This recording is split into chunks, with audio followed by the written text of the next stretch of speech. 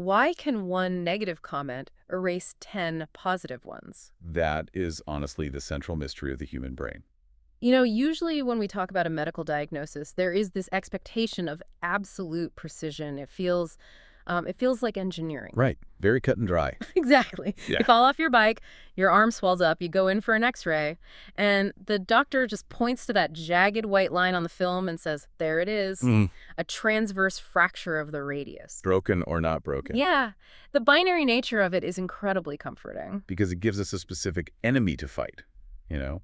When things are visible and neatly categorized, we know exactly what protocol to apply. You put a cast on it, you wait 6 weeks, and the problem is essentially solved. But the moment you step out of the orthopedist's office and into the world of neurodevelopment, trauma, and human emotion, well, that x-ray machine just shatters. It completely shatters. We are looking at a diagnostic landscape that is entirely invisible to the naked eye.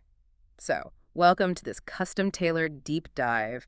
Today, we are exploring the hidden microscopic mechanics of how you process emotions. And this is such a vital topic for anyone listening. It really is. Specifically, we are going to look at that opening question, how a single negative trigger, like one piece of stinging, unexpected criticism, can completely hijack your brain's threat detection system. And more importantly, we are going to outline the exact mechanical steps you can take to reclaim control. It is the absolute definition of diagnostic muddy waters. But understanding this invisible machinery is, I'd argue, it's the most vital area of human psychology we can possibly explore. Why is that? Because the way we handle that one piece of negative feedback doesn't just dictate our mood for the afternoon. It literally dictates our relational health, our professional trajectory, and, our fundamental sense of identity. And to map out this invisible machinery, we are synthesizing data from a really diverse stack of sources. We've got academic research on university students, comprehensive psychological frameworks from Wikipedia, and clinical insights from places like the Blue Clinic and UI Academy. Plus, we're pulling from leadership guides from HRD Connect and Undaunted Man, and relationship insights from Romantics and the Gabby Petito Foundation. Yeah, it's a massive array of disciplines. But the convergence of these fields is what makes this so compelling. A high-performance executive coach and a clinical psychologist treating severe anxiety are ultimately looking at the exact same underlying neural pathways. Exactly. They just use different vocabularies to describe how the human brain appraises a threat. So by the end of this deep dive, you, the listener, are going to have a tangible toolkit. You will understand your psychological resting state, interpret feedback constructively, and build emotional resilience. This is about developing a genuine competitive advantage in your career and creating unshakable safety in your relationships. But to get there, we really have to start at the foundation. Before we can understand why a negative comment throws us completely off balance, we have to understand where our balance actually lies in the first place. Which brings us to a concept from the UI Academy sources called the emotional baseline. When I first read this, my mind immediately went to the analogy of a thermostat. Okay, thermostat. Yeah, you set it to 70 degrees, and if the room gets too hot, the AC kicks in. But the more I looked at the research, the more I realized a thermostat is way too simple. It just doesn't capture the complexity. No, it really doesn't. It is much more like an intricate audio mixing board in a recording studio. The mixing board is a brilliant way to conceptualize it. Your emotional baseline isn't a single volume knob for happy or sad.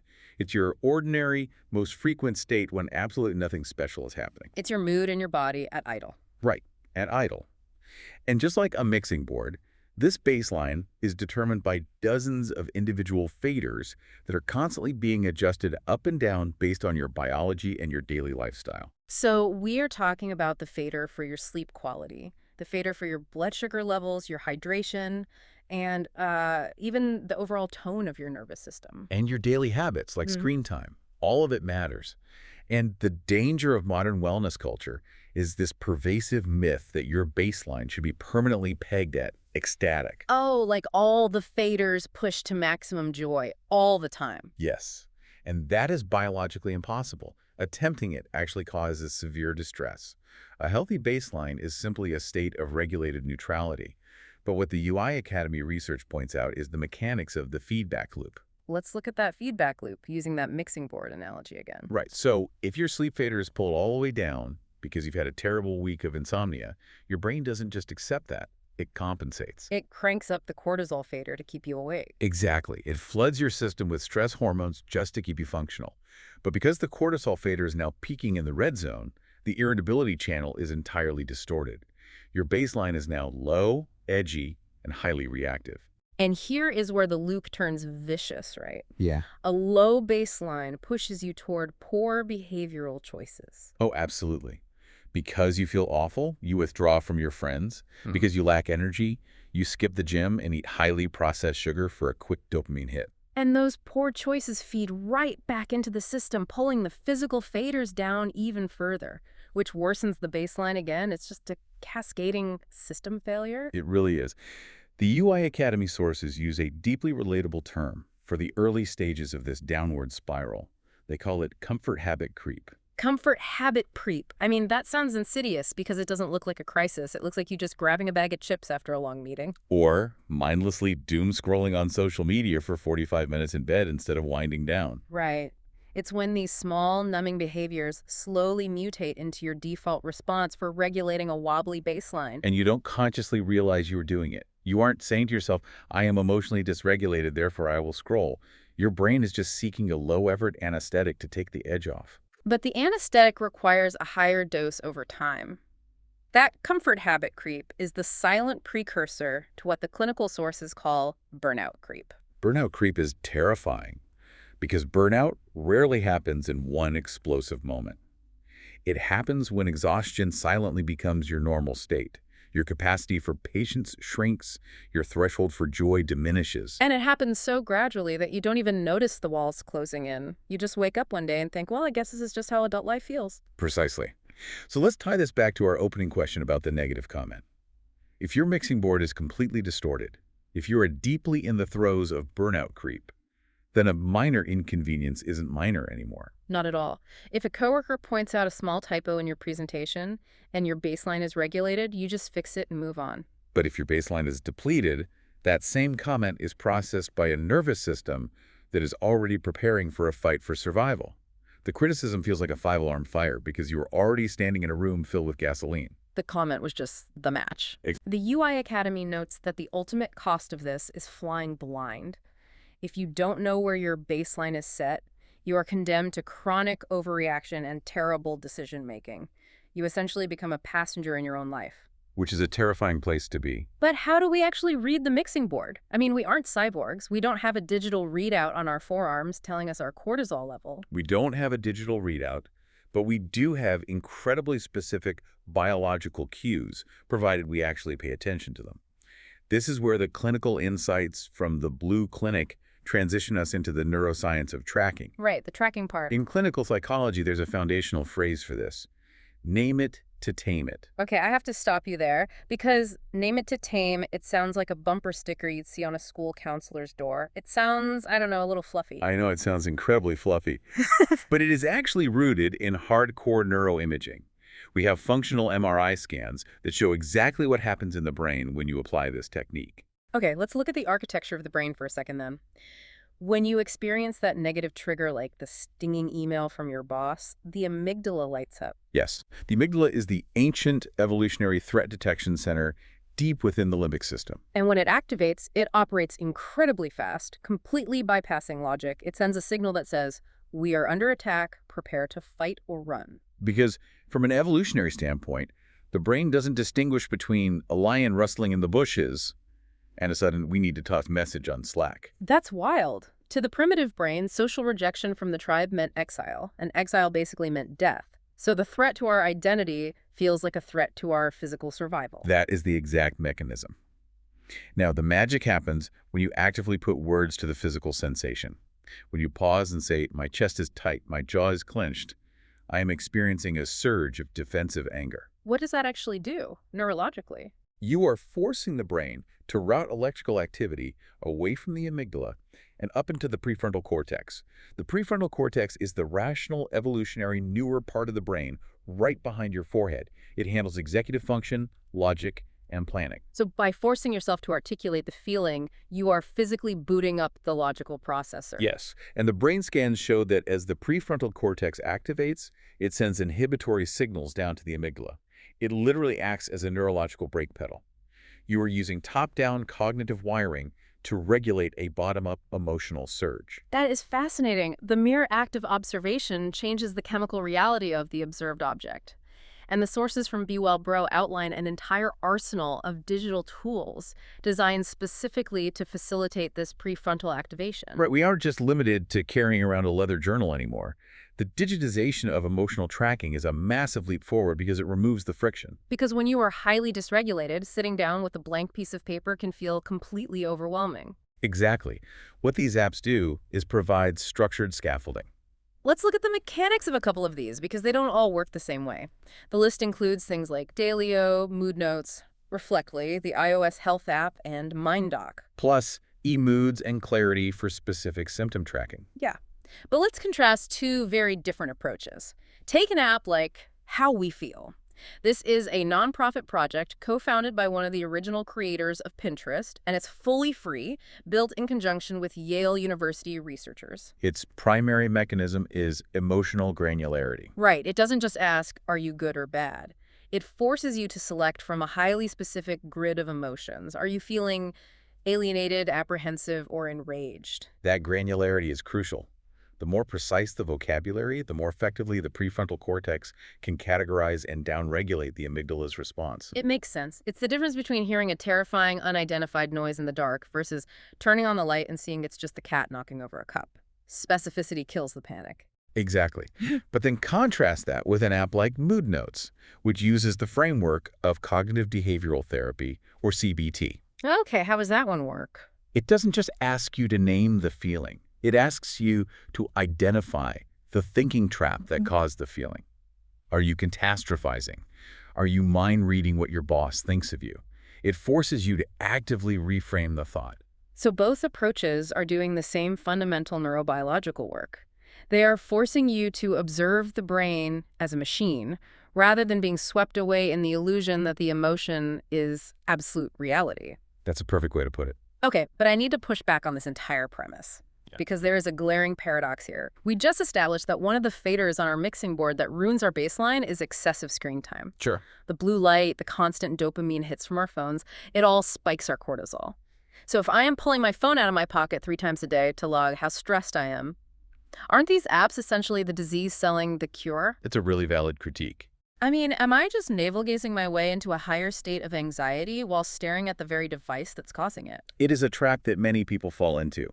If tracking becomes an obsessive compulsion where you are constantly checking your internal temperature out of fear, it will absolutely spike your anxiety. So how do we avoid that? The clinical consensus from the Blue Clinic and UI Academy defends the utility of these tools by emphasizing the difference between rumination and pattern recognition. Explain the difference. Because they feel very similar when you are in the middle of a really bad day. Rumination is when your attention gets stuck in a loop on the distress itself. You are wallowing in the feeling, analyzing how unfair it is, and replaying the negative comment over and over. That keeps the amygdala firing. And pattern recognition. Pattern recognition, which is what healthy tracking facilitates, is entirely objective. You are acting as a scientist observing a specimen. The UI Academy suggests you don't even need a complex app. Really? No. Just something simple. A simple 0 to 10 scale of steadiness noted alongside one physical cue. Like steadiness is at a 4, jaw is tight, skip lunch. That is all you need. So what you're saying is, the goal isn't to create a detailed diary of your misery. The goal is to generate enough data points that you can spot the correlation. Exactly. Like, oh, every time I have back-to-back meetings without a 10-minute break, my jaw gets tight and I snap at my partner at 6 p.m. You are building a predictive model of your own nervous system because the brain itself is fundamentally a prediction engine. It is constantly anticipating what is going to happen next based on your current state and past experiences. So if you have the data to recognize that you are currently in a high-risk, low-steadiness state, you can intercept the meltdown before the trigger even occurs. That's the power of the baseline data. So we have established the baseline, and we have established how to track it.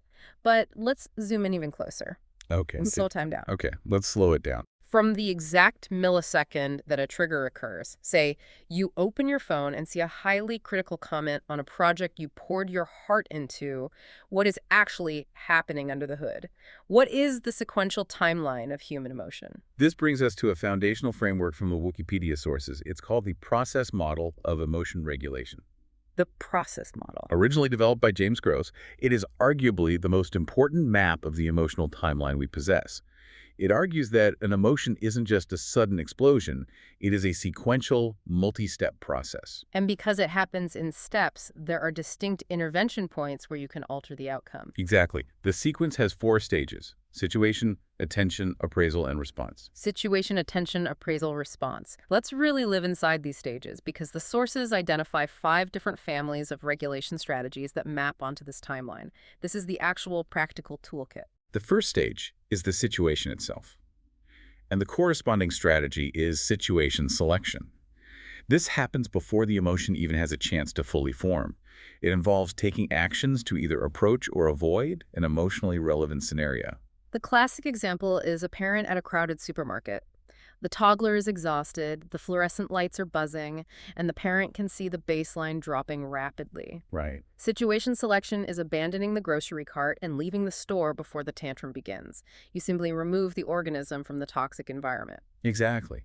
But as adults, we often misapply this. Humans are notoriously bad at effective forecasting, which is predicting how future events will make us feel. Give me an example of that. So someone with social anxiety might use situation selection to decline every party invitation, thinking they're protecting their baseline.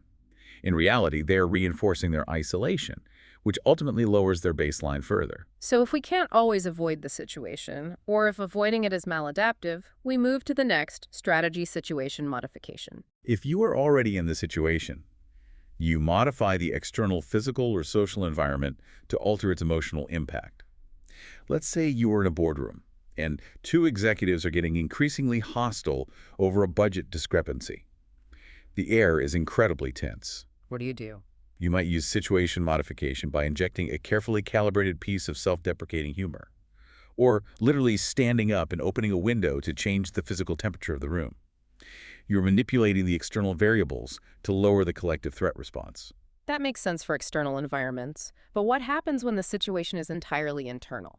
What if you are sitting alone on a train, completely safe, but your mind is attacking you? This moves us to the second stage of the timeline: attention, and the third family of strategies: attentional deployment. This is where we control the camera lens of our mind, right? Exactly. Attentional deployment involves directing your focus towards or away from the emotional trigger. A highly adaptive version of this is healthy distraction. Like, if you are terrified of turbulence on a flight, you put on noise-canceling headphones and focus entirely on a complex puzzle. You are starving the anxiety of the attention it needs to grow. But the flip side of that is the maladaptive versions we discussed earlier. Rumination, zooming the camera lens entirely onto the negative comment until it fills the whole screen, Right. or worry pointing the camera into a hypothetical future that hasn't happened yet. And the sources mention thought suppression, which is apparently the absolute worst thing you can do. Oh, it is the pink elephant paradox. If I tell you under no circumstances are you allowed to think about a pink elephant, your brain must continuously monitor itself to ensure the pink elephant isn't there. Which ensures you are constantly thinking about the pink elephant. Exactly. Thought suppression actually increases sympathetic nervous system arousal. Okay, so we've covered the situation and attention. Now we arrive at the third stage of the timeline, and this is where I think the absolute core of our deep dive lives. This is the mechanism that answers our opening question about why criticism hurts so much. The stage is appraisal, and the strategy is cognitive change. This is the powerhouse of emotion regulation. Cognitive change, specifically a technique called reappraisal, means changing the underlying meaning of the event to alter its emotional impact. It is incredibly powerful. The UI Academy provides an incredible, granular example of this. Let's walk through it. Okay, let's hear it. Imagine you are sitting at your desk and an email pops up from your boss. The text simply says, "See me in my office at 3 p.m." That is the external situation. It is entirely neutral text. But the appraisal dictates everything that happens next. Exactly. Let's run the different appraisals. Scenario A. Your brain's prediction engine instantly assumes the worst. You appraise the email as, "I made a mistake on the quarterly report and I am going to be fired." And because your brain has interpreted this as a lethal threat to your livelihood, the amygdala fires. Right. Your heart rate spikes to 110 beats per minute, your digestion shuts down to conserve energy for a fight, and you spend the next 3 hours in agonizing physical panic. But then scenario B. You appraise the email as, this is probably just a routine update on the new software rollout. The brain registers zero threat. Your heart rate remains at a steady 70 beats per minute. You feel totally neutral. And scenario C. You appraise it as, the boss finally read my proposal for the new marketing strategy, and she wants to implement it. The brain anticipates a reward. You get a mild surge of dopamine, your posture straightens, and you feel warm anticipation. It is the exact same email. The external reality did not change a single millimeter. But the story you told yourself about the data completely dictated the chemical cascade in your body. That is the power of appraisal. This is why criticism is so devastating. When you receive a negative comment, your brain doesn't appraise it as, oh, this is useful data regarding a spreadsheet. Because of our evolutionary negativity bias, your brain appraises it as, I am fundamentally incompetent, the tribe sees my weakness, and I am going to be cast out. The negativity bias is profoundly powerful. In the ancestral environment, if you ignored a positive comment, someone telling you that you look nice, nothing bad happened. But if you ignored a negative stimulus, a rustling in the grass, you were eaten by a predator. We are the descendants of the paranoid apes who overreacted to everything. We really are. But through cognitive change, you can manually override that ancestral hardware. You can step back, engage the prefrontal cortex, and actively reframe the narrative. You literally tell yourself, this criticism is not a threat to my survival. It is a single, isolated data point regarding one specific task. My identity remains intact. Yes, that is healthy reappraisal. But what if you miss that window? What if the criticism hits you so fast that you don't have time to reappraise it and the emotion just explodes? This brings us to the final stage of the process model response and the fifth family of strategies response modulation. Once the emotional response is fully blooming in your body, all you can do is try to influence the physiological or behavioral output. And humanity has come up with a lot of terrible ways to do this. So many terrible ways. The most common maladaptive strategy is expressive suppression. This is when you are boiling with rage or deep sadness, but you plaster a fake smile on your face and pretend everything is fine. You just swallow the poison. Exactly.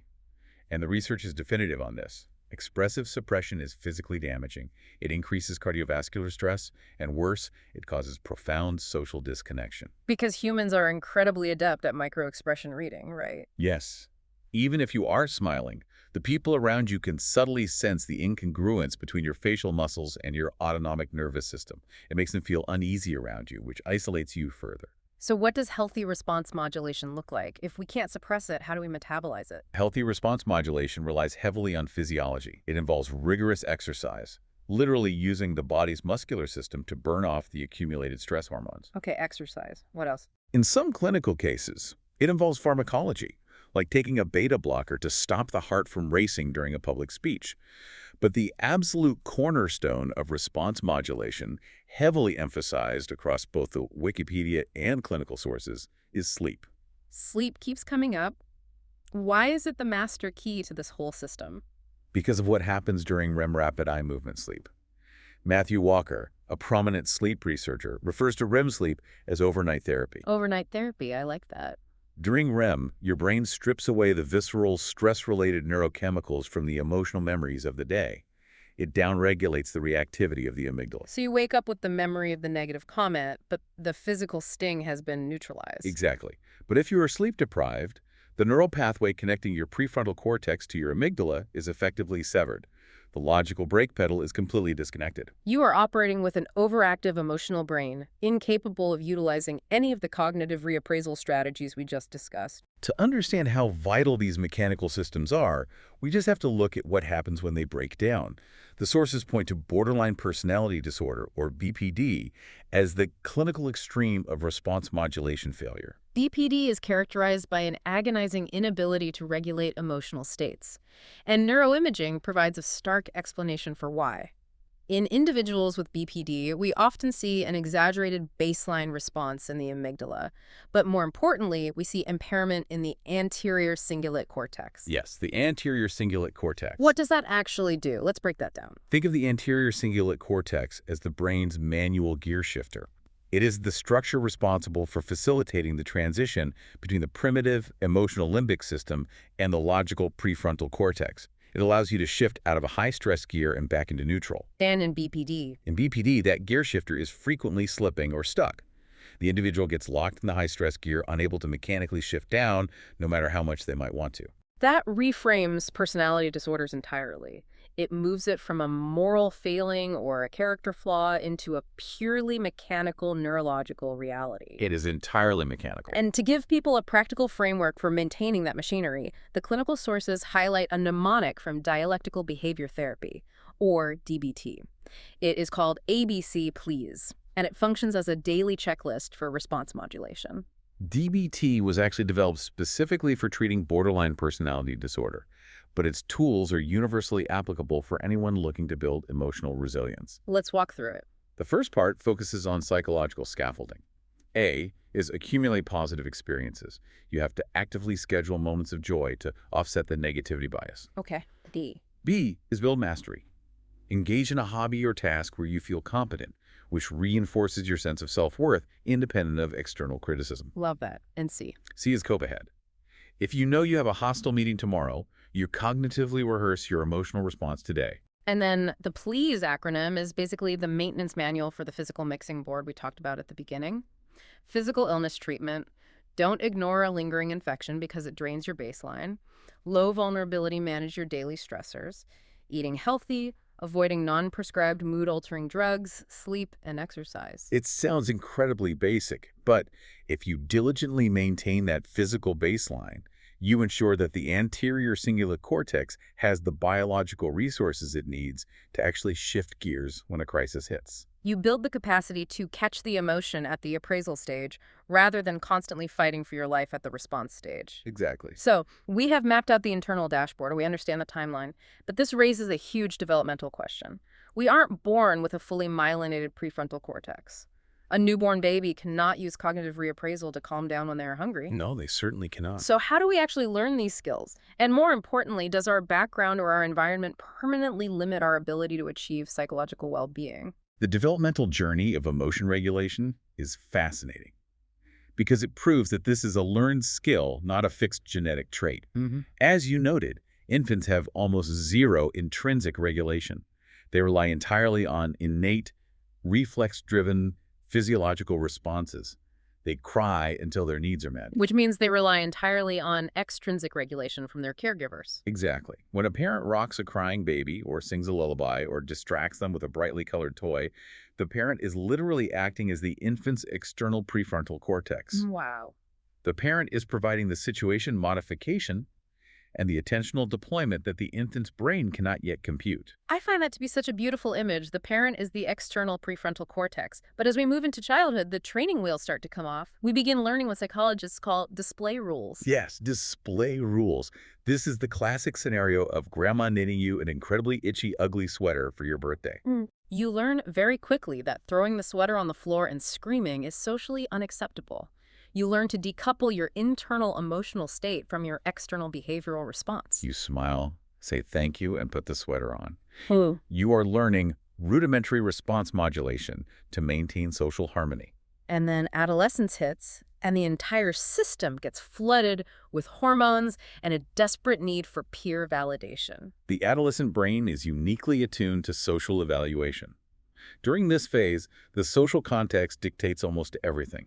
A teenager will physically express more intense emotional distress over a minor injury if they are surrounded by peers who they expect will offer sympathy. They are unconsciously regulating their display to maximize social bonding. Exactly. But the good news from the Wikipedia source is that we generally get better at this as we age. By the time we reach older adulthood, our autonomic nervous system becomes less reactive. We don't spike as high. And older adults become masters at what is called hedonic well-being. They actively curate their environment to focus on positive information and actively avoid unnecessary negative conflicts. They're perfect situation selection. They realize they don't have the energy to fight every battle, so they simply choose peace. But your question about whether our background limits our well-being is the critical one. If we grew up in a chaotic environment, or if we face societal disadvantages, are we doomed to a low baseline? This brings us to a deeply counterintuitive study published in the International Journal of Indian Psychology. The researchers wanted to measure the actual psychological well-being of university students. And to quantify well-being, they used Carol Riff's six-factor model, which is essentially the gold standard in positive psychology. Riff's model is brilliant because it moves beyond just feeling happy and breaks true psychological flourishing down into 6 distinct measurable dimensions. Let's unpack those 6 dimensions because they define what a highly regulated adult actually looks like. Dimension 1 is autonomy. This is your ability to make independent decisions, resist intense social pressure to conform, and evaluate yourself by personal standards rather than external validation. Dimension 2 is environmental mastery. Wait, let's pause on environmental mastery because that sounds like keeping a perfectly organized, color-coded calendar. What does that actually mean in practice? It is much deeper than a clean desk. Environmental mastery is your capacity to manage your life's complex logistics and, crucially, to curate contexts that suit your psychological needs. Like leaving a toxic situation. Yes, it means having the agency to recognize a toxic friendship group or an abusive workplace and actively navigating your way out of it to find a healthier environment. It is the ultimate application of situation selection. That makes perfect sense. Okay, dimension 3 is personal growth, a commitment to continuous development and openness to new, challenging experiences. Dimension 4 is positive relations with others, having the capacity for deep empathy, affection, and intimacy. Dimension 5 is purpose in life, having clear goals and a sense of meaning that pulls you forward. And dimension 6 is self-acceptance, which is not narcissistic self-love, but a realistic, positive attitude toward yourself that acknowledges both your strengths and your profound flaws. So those are the 6 pillars of well-being. The researchers in this study took 120 university students in India, 60 men and 60 women. They also divided them by their living situation. Half lived in university hostels away from their families, and half were day scholars who commuted from their childhood homes. And the researchers set up very logical hypotheses. They assumed that gender would play a massive role in these 6 dimensions, given traditional societal expectations and pressures. Right. And they assumed that the living situation would have a massive impact. They figured the hostel students, thrust into independence and stripped of their daily familial support, would score vastly differently on things like autonomy and environmental mastery compared to the students still living at home. That is what common sense would dictate. But when they ran the complex statistical analysis, the t-tests, comparing the groups across all 6 of Riff's dimensions, the data told a shocking story. The result was literally 0. 0 significant statistical differences. Yeah. All of their hypotheses were straight away categorically rejected.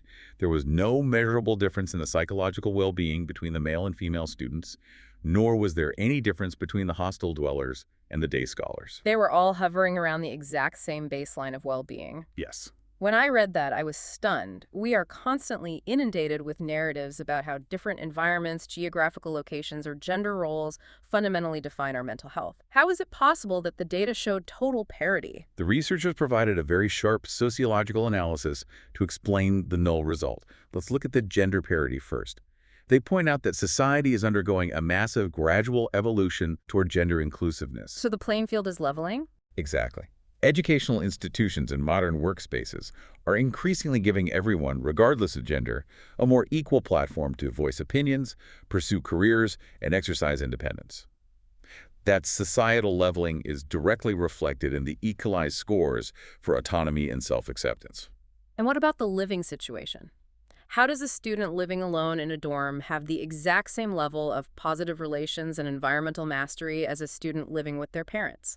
The answer is sitting in our pockets. Technology. Ah, of course. 20 years ago, moving to a hostel meant a brutal physical severing of your daily support system. You were isolated. Today, the physical location is almost irrelevant. A day scholar and a hostel dweller both have a smartphone. They both have continuous, high-fidelity virtual connections to their families, their friend groups, and their broader social safety nets. Yes, the digital ecosystem has completely neutralized the geographical disadvantage. I want to highlight how incredibly empowering this conclusion is for you, the listener. If true psychological well-being isn't firmly locked behind your gender, and it isn't dictated by your zip code or whether you live in a dorm or a suburban house, it implies something profound. What's that? It means that autonomy, mastery, and purpose are not external resources that are hoarded by the privileged. They are internal capacities. They are almost entirely dependent on the internal skills we just spent the first half of this deep dive breaking down. So what you are saying is your well-being is determined by your ability to use the process model to reappraise threats and to manage your baseline rather than your external demographics. Exactly. The power is entirely in your hands. But, and this is a massive but, we don't regulate our emotions in a vacuum. We certainly don't. I might be able to perfectly reappraise an email while sitting alone in my office, but the moment I walk through my front door, my internal baseline crashes headfirst into my partner's internal baseline. How does this internal regulation survive contact with the messy reality of another human being? That is the ultimate stress test of everything we have discussed. And it transitions us from internal mechanics to interpersonal dynamics. This brings us to a concept highlighted by both the relationship blog Romantics and the clinical resources from the Gabby Petito Foundation, emotional consistency. Emotional consistency. Let's define this clearly because I think a lot of people misinterpret what this means. The sources define emotional consistency as the bedrock of relational trust. It is the practice of aligning your internal feelings, your spoken words, and your outward actions in a steady, reliable way over an extended period of time. And it is absolutely vital to clarify what this is not, right? Emotional consistency does not mean you are never angry. It does not mean pasting on a fake smile and using expressive suppression to hide your distress. Right. It isn't about maintaining a false positive affect. It's about being predictable. It's about being honest about your dysregulation, but expressing it in a way that your partner can rely on. Exactly. It means your partner doesn't have to play a terrifying guessing game to figure out which version of you is walking into the kitchen every evening. When you are emotionally consistent, your partner's amygdala doesn't have to constantly scan you for threats. And the romantic source explicitly lists the behavioral signs of a lack of consistency. Frequent, baffling miscommunications, wild mood swings that seem to come from nowhere, sudden physical or emotional withdrawals during conflict, and the most toxic of all, treating affection as a conditional reward and withholding attention as a punishment. That dynamic using affection as a weapon is profoundly manipulative. And the context provided by the Gabby Petito Foundation brings a really sobering, urgent light to this, particularly concerning teenagers and young adults. Yes, their work is so important. They emphasize that during Teen Dating Violence Awareness Month, the focus shouldn't just be on identifying extreme physical abuse after the fact.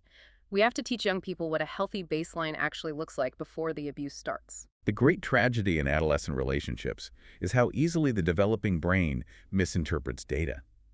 Teens frequently mistake profound emotional inconsistency for romantic passion. Because of the drama. Yes.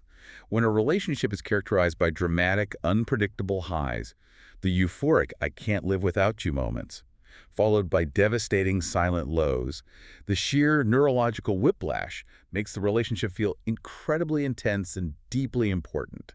It feels like a movie. But the reality is much darker. The unpredictable volatility isn't passion, it's a trauma bond forming.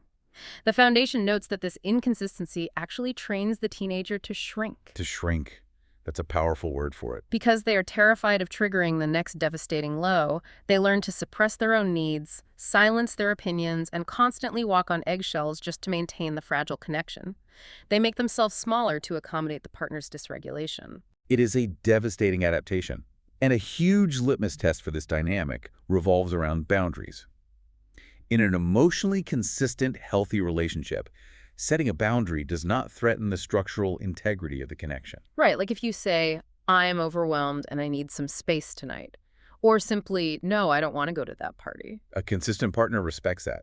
It doesn't result in them withdrawing their love or retaliating with passive aggression. If setting a reasonable boundary consistently leads to a guilt trip, explosions of anger, or days of the silent treatment, the Gabby Petito Foundation calls it out with absolute clarity. That is pressure. And pressure is not love. Pressure is an attempt to control your autonomy. Which, if we tie it back to Ref's model, destroys your psychological well-being at its very root. Let me play devil's advocate here, though. I can hear a skeptic out there pushing back. Doesn't the demand for emotional consistency just sound like a recipe for a really boring marriage? I hear that a lot. If you are entirely predictable and there are no dramatic highs and lows, aren't you just a robot? Where is the spontaneity and the romance in perfect regulation? It is a very common defense mechanism to equate chaos with romance. But the clinical reality is the exact opposite. True emotional consistency doesn't kill romance. It provides the psychological safety required for it to flourish. Because you aren't terrified all the time. Exactly. You cannot be truly vulnerable, playful, or deeply intimate with someone if your brain is subconsciously preparing for them to attack you. The romantic source offers a very practical, mechanical way to build this safety through simple verbal routines. For instance, establishing a reliable clearing sentence to initiate difficult conversations. Give me an example of a clearing sentence. Instead of walking into the room and snapping, "Why didn't you pay the electric bill?" which instantly triggers the partner's amygdala, you agree to always start tough discussions with a specific framework. You say, "I want to share how I am feeling right now so that we can fix this together." I want to share how I am feeling so we can fix this together. I love how deliberately disarming that is. You are establishing the situation as collaborative before you even state the problem. Precisely. By repeating that steady opening line, you signal your intent and keep the emotional tone utterly predictable. It completely removes the anxiety of the guessing game. When your partner hears that specific sentence, their brain recognizes the pattern. They know the baseline of the impending conversation is teamwork, not combat. It allows both of your prefrontal cortices to remain online while you solve the issue. That is exactly how it works. That is a brilliant piece of practical mechanics. So we've seen how mastering this internal regulation creates profound safety at home. But it doesn't stop there. Emotional consistency isn't just a soft skill for romance and family life. When we transition into the professional world, this exact same skill set transforms into a literal, measurable competitive advantage. It is the ultimate differentiator in high-stakes environments. The corporate leadership article from Undaunted Man frames emotional discipline through the lens of leverage. Right. We are all familiar with the traditional forms of leverage. Executives understand financial leverage using debt or capital to multiply returns. They understand strategic leverage positioning, a product to capture market share. But emotional discipline is behavioral leverage. Behavioral leverage. It compounds your influence over an organization because it acts as a permanent constraint system that protects your structural integrity as a leader. Undaunted Man defines emotional discipline very specifically for leaders. Just like in romantic relationships, discipline is not the elimination of emotional activation. As a CEO or a manager, you're still going to feel intense anger, frustration, and fear. Discipline is preventing that internal activation from dictating your outward action. Especially in the crucible moments, when you are facing a peer disagreement in a board meeting or when a subordinate massively underperforms on a critical project.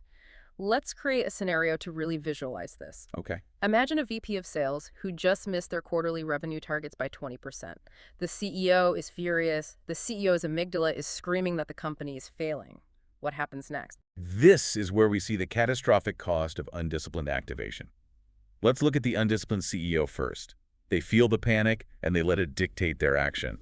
They storm into the sales floor, humiliate the VP publicly, scream about the missed targets, and throw a binder on the table. They are using force. And what does that actually accomplish? In the short term, maybe the VP works 80 hours the next week out of pure terror. But look at the systemic long-term cost. When a leader is volatile and unpredictable, the entire organizational system rapidly adapts to avoid triggering them. The employees learn to shrink, just like the teenager in the toxic relationship. And when an organization shrinks, information flow narrows. Subordinates begin to actively hide dissent. They conceal small, fixable failures to minimize their exposure to the leader's wrath. They stop bringing the CEO bad news. Exactly. The CEO thinks everything is running smoothly because everyone is terrified to tell them the truth. The hidden failures compound invisibly in the dark, and then 6 months later, the entire system fails catastrophically and the company goes under. Emotional discipline isn't about being nice. It is the vital governance mechanism that prevents you from training your own environment to lie to you. That is incredibly sobering. HRD Connect brings in a fantastic perspective on this from Pete Lowe, who discusses building a win or learn culture in high-performance teams. He argues that adept, disciplined leaders actually possess the restraint to let their teams fail in the short term in order to guarantee winning in the long term. And they bring up Sir Alex Ferguson, the legendary, famously demanding manager of Manchester United. Ferguson is a fascinating case study because he was known for being fierce. But the HRD Connect analysis points out a critical nuance. Losing your temper isn't inherently universally wrong, but it must be a tactical choice. It must have a highly specific, calibrated purpose and an intended behavioral outcome for the team. It absolutely cannot just be a default state that is triggered because the leader feels personally vulnerable or wants to avoid taking responsibility for a bad strategy. So what you're saying is, if you are screaming at your staff just to release your own internal tension, you have completely failed as a leader. You are using your team as a tool to regulate your own nervous system, just like a toddler relies on a parent to regulate theirs. That is exactly what is happening. It is a failure of emotional maturity. Undaunted Man poses a brilliant evaluation question for high performers. If you want to know if you are a disciplined leader, the question to ask yourself is not, am I generally calm? What is the real test? The real test is, when I am actively challenged or threatened, does my behavior become more precise or does it merely become more forceful? Precision versus force. I love that distinction because early in your career, raw force works. When you are an individual contributor, raw intensity, aggression, and speed often produce rapid advancement. You get promoted because you push harder than anyone That else. there is a transition point. When you start managing people, that exact same unmodulated intensity stops producing results and starts producing erosion. It erodes trust, it erodes communication, and it erodes loyalty. To achieve that necessary precision, HRD Connect offers a very practical protocol for leaders under immense pressure. It's called the 10-second rule. It is a mechanical intervention to stop force and enable precision. It has 4 steps. Let's hear them. First, when the crisis hits, you force a 10-second pause to physically zoom out. You look at the wider context and the long-term repercussions rather than the immediate failure. Step 2. You consider exactly how your specific team members will interpret your response. You tailor your delivery to their baseline, not yours. Step 3, you ensure your actions don't strip the individuals of their own responsibility. The undisciplined leader will often sigh in frustration and say, fine, I'll just do it myself, which completely robs the employee of the chance to learn and fix the mistake. And step 4, you feed forward. Instead of dwelling on the negative past and dissecting why the failure happened for 3 hours, you focus the team's energy entirely on how to execute the next iteration correctly. If you look closely at that 10-second rule, you realize it is just the gross process model applied to corporate management. Oh, wow. It is. That 10-second pause is a forced attentional deployment to allow the prefrontal cortex to appraise the situation, ensuring that the final response modulation is a tactical choice rather than an amygdala hijack. The clinical psychology and the executive coaching are teaching the exact same mechanics. It all connects flawlessly. Okay, let's zoom out and summarize this entire journey for everyone listening.